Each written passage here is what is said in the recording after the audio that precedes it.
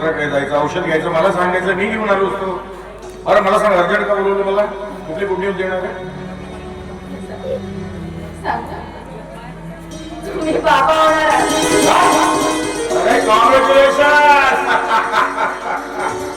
वा, खरंच फार मोठी गुड न्यूज दिली. एवढी आनंदाची बातमी ऐकून असं वाटायला लागेल की या जगातील सगळ्यात भाग्यवान मीच. तुम्हाला पाठवलंय पेढे आणायला. मला सांगायचं ना, येताना मी ताणले असते पेढे. तुम्हाला सरप्राईज द्यायचं होतं ना मला. हो सरप्राईज. Yes. बरं जमलं आता. चहा ठेवा. चालेल. परमेश्वराला लाख लाख उत्तर आहे तुझे. शेवटी ऐकलंस तू. आता आमच्या या घरामध्ये छान लहानसं बाळ रांगणार आहे, किळकिळणार आहे. आईची देखील नेहमीची तक्रार आता दूर होईल.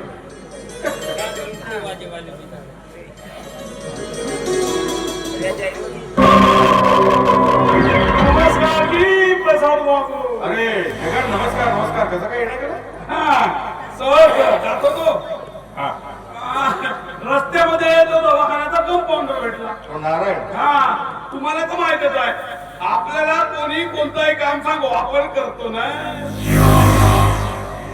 तो म्हणे तू प्रसाद बाबूच्या घरी जा आणि हा लिफाफा देऊन दे. दवाखान्यात जाण्याचा त्रास वाजला संध्याकाळी. अरे हा लिफाफा आणून द्यायचे 60 रुपये दिले त्यांनी. ते चिका एक टिल्लू झाला. छान छान. ये ये. हो येतो. अहो पण चहा पाणी नाही विचारत. अरे राजकारण नाही. नको नको नको, दारू उचलून मारला. येतो. या.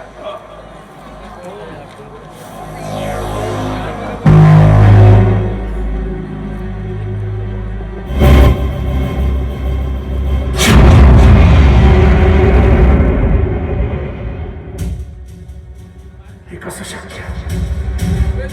मी आयुष्यात कधीच भागवू शकत नाही.